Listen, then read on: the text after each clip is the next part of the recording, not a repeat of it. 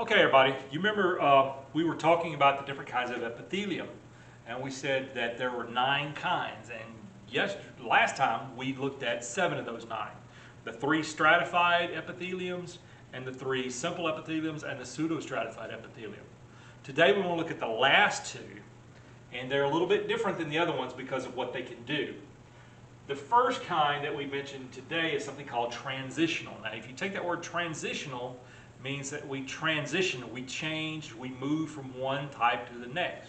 Well, what this basically does, this type of epithelium is found basically one place. It's found in your bladder. Okay? It is designed to stretch and to return to its normal size. So it's just like basically like a balloon. So when you take a balloon and you fill it with air,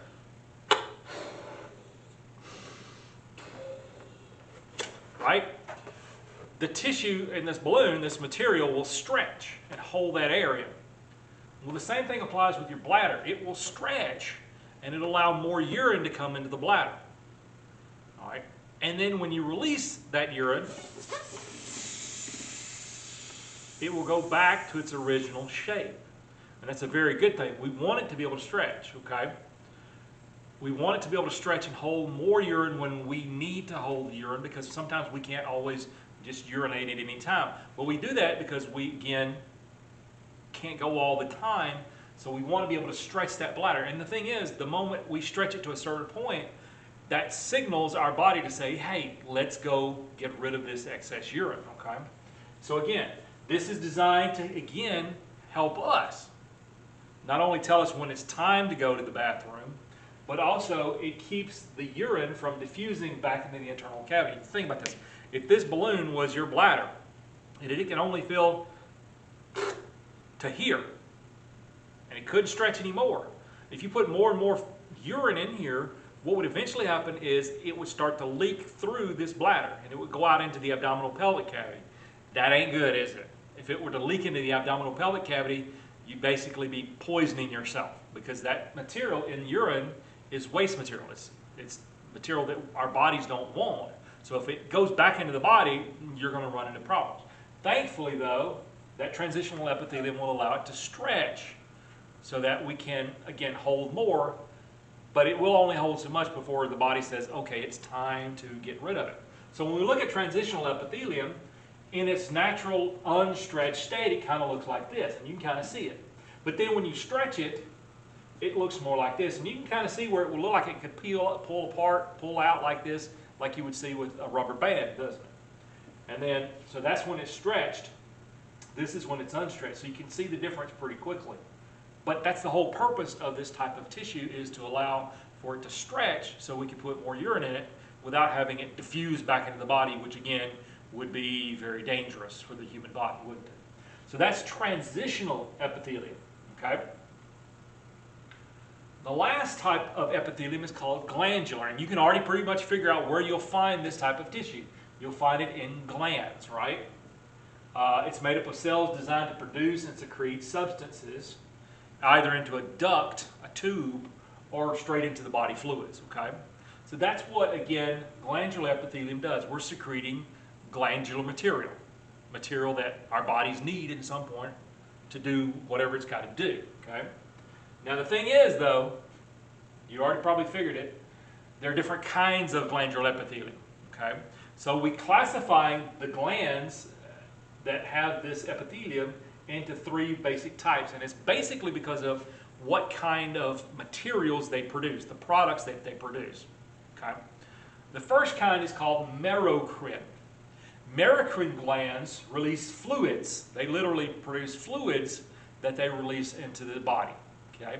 And an example would be your pancreas. Your pancreas does this. So the material that they release is actually all fluid. It's just plain fluid. Okay? So the pancreas is an example of a merocrine gland as far as what it releases or what kind of material it releases. Okay? A second one is called the apocrine glands. They actually are kind of different because they actually, when they release their materials, part of pieces of cells get shunted out of those tissues and into the body fluids, okay, the body tissues. So again, apocrine glands lose portions of their cell bodies during the secretion. And mammary glands, we know that makes milk, Mammary glands are those type of glands that will release little pieces of cells. Okay? And then the third type is called a holocrine gland. And that's an easy to remember because think of the word whole as in solid, whole thing, holocrine. They release entire cells as they release their products. And those are things like sebaceous glands. It's a big fancy word for oil glands. The ones in your skin, they release entire cells out of here. Okay? So what does this look like? Well, this is merocrine. The pancreas, remember, it's just releasing its fluid contents out and secreting those out. But if you look at apocrine glands, like in the mammary glands, they're releasing chunks, little pieces of cells. It's not the whole cell, but it's chunks, pieces of those cells that are being released off. And then the last ones are the holocrine glands, like the ones in your sebaceous glands, the ones you'll find in your skin. They're releasing whole pieces, the whole cells. And you see the cells coming up and away, and then eventually those cells break apart and release other materials, okay? So that's the difference between the three types of glandular epithelium. Merocrine, just releasing fluids. Apocrine, releasing pieces of cells.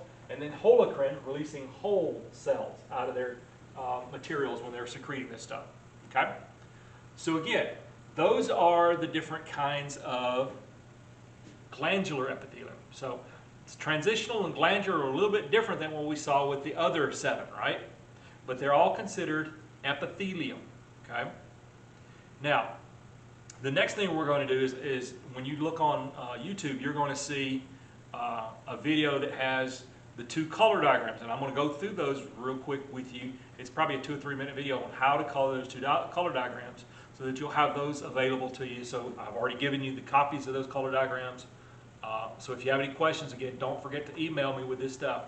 I know I went through it fairly quickly, but the good thing is you can stop and rewind this anytime you want to, okay? And again, if you have any questions, don't forget to email me and ask, okay? So that's it for epithelial tissue.